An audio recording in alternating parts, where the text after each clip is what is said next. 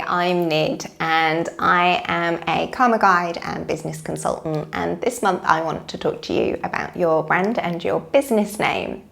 So I've done more legal technical videos before around branding and trademarks and copyright, so please do have a look at those if you want to think a little bit more about those technicalities.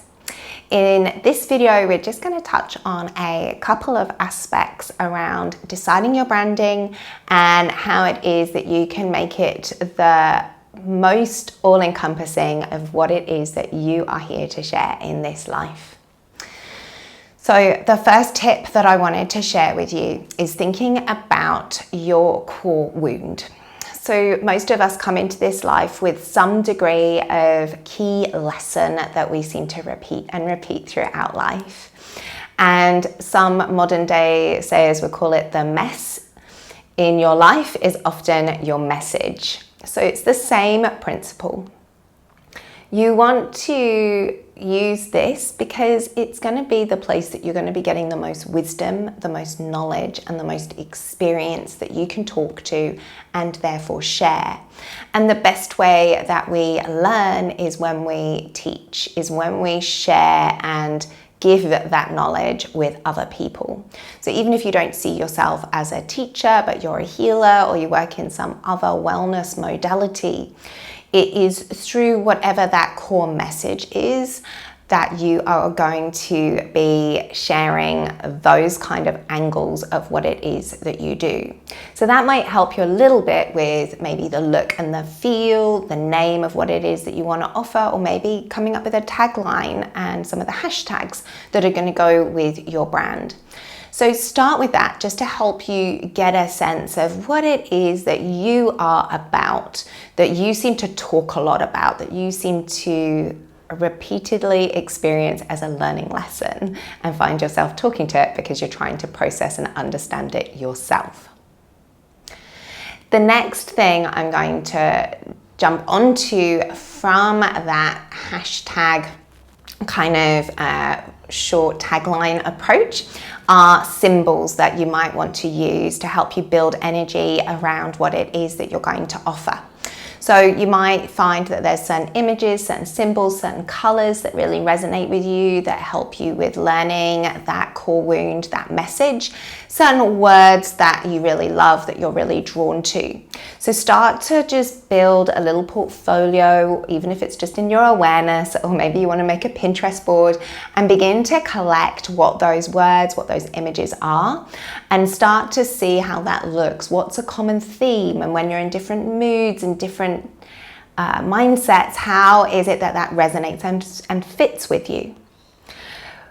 You'll want to be unique. You won't necessarily want to use something that's already made, but at the same time, there are really good common symbols that can portray and give across a lot of messaging to people's subconscious minds. So be aware of the symbolism that you might be choosing. Does it resonate with you? Then it's going to resonate with your people. And that comes on to my third point. Who are your people? So maybe you kind of know who they are. Maybe you've decided that you think they're going to be a certain group of people. And you might want to explore that group of people. You'll also want to look at yourself, look at your journey. What is it that you've been through and the messages that should have been gratefully received by your ears at those different points? Because those are the kind of people and the kind of message that you're going to be wanting to share. So get a sense of who you were, and those are going to be your kind of people. They may not be in a set work environment, a set geographic place like you. It's the energy, it's the thought, it's their mindset, it's their emotional state. That is who you're looking towards. So you want to be thinking about who are those people like you. They don't have to all be mums. Maybe you're a mum, but maybe they're not mums, but they've got similar energetic and emotional resonance to what you've been through. So just take that moment to check in with those people. Where are they found? And what kind of things do they look for? Like, what did you used to look for? What were the things that you used to like that inspired you and lifted you up? So that then brings us into the legal and traditional marketing speak of competitor research. So looking at people around you in your industry. Personally, I don't find competitor a very good word. It's an old kind of paradigm word that has a low vibrational energy to it. I much prefer to work at what inspires me, what uplifts me, where do I want to move into.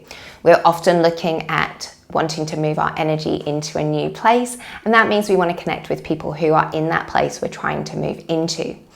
So look at what inspires you, do your own thing in that field, but get a sense, again, what are the colors, what are the language that they use, like where are they? And again, use that in your Pinterest board with those symbols, with those tags, like what is it that's going to uplift and move you into that? And that's going to inspire your people to come to you, right? So what is it that's going to make them go, oh, I want to go to you, because you're doing the same thing that uplifts you.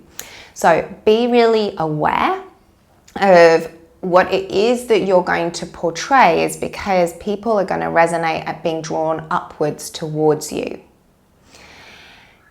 When you're looking at those competitor choices, be aware of sarcastic or kind of too many double entendre type jokes in your branding. It lowers the vibration that you're going to be sharing. So just be mindful that that may be a little bit of a flag for you of an area of self-worth that you need to explore, because that's going to resonate in your branding and that's going to deter people from coming to you and put them onto someone else. So notice where it is that maybe you're taking to yourself a bit sarcastically, maybe a little bit too jokily, and do the work in that area so that when you embrace all of yourself, you do it joyfully and lovingly, and that you feel the energy and the vibration that you're creating is something you're really excited and you resonate, is just gonna lift you up in such a way every time you look at it, let alone when they're gonna look at it. And that brings me to my final point around your branding, which is whether you have an aversion to something in your own taste. So maybe there are certain colors you really don't like and you're like, oh God, that color is really, really, ugh, you know. Then you probably also want to look towards that as to why you dislike it so much. Because again, that's a place that you may need to work into in order to open up your audience so that they can resonate through the whole rainbow of what it is that you offer. So be aware of your rainbow of color and representation, and whether or not you're resonating with the different colors of the rainbow may show areas of work. And again, you're going to focus down and pick set colors for your brand that are going to feel the most aligned to your core message, to uplifting your people, to the symbolism, the tags, the other people that inspire you and lift you up, and that you've worked through as to not having any kind of an aversion to. And then my final key point of all of this is we can often feel really rushed and like we need to get something up and running. If you're really taking your time, you're feeling quite slow, remember nature moves slowly. Take time and be patient with yourself to come up with the real quality of who you are. So explore, do some cheap mini branding examples and trial them out and see what fits and how it feels. And as you're doing that, see what kind of people it attracts and it doesn't attract. And what that's going to start to do for you is just give you a sense of where you're going towards and what's going to work for you.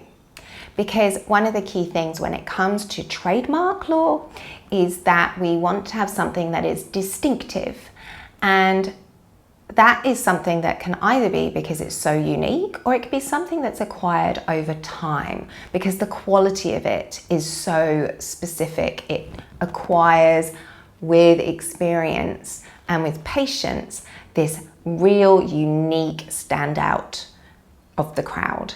And perhaps that's what you're here to do, is to be someone who takes time, like a fine wine, to mature into your brand. So don't rush, don't feel like you have to rush. Embrace all of those aspects and do the work on the parts of branding that feel uncomfortable. Play with words in the same way you do with color. Really explore and play and get curious and have fun with it.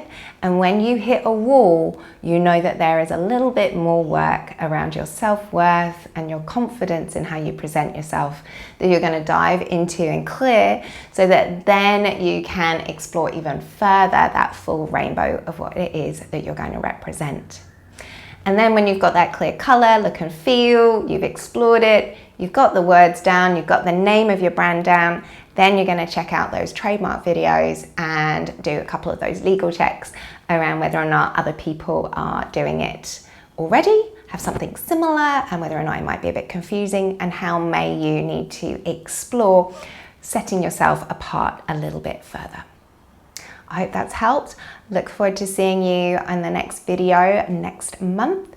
In the meantime, if you wanted to join one of the free or monthly webinars, it would be wonderful to have you there to delve into all of those wonderful business basic tips that you need to get your business up and running.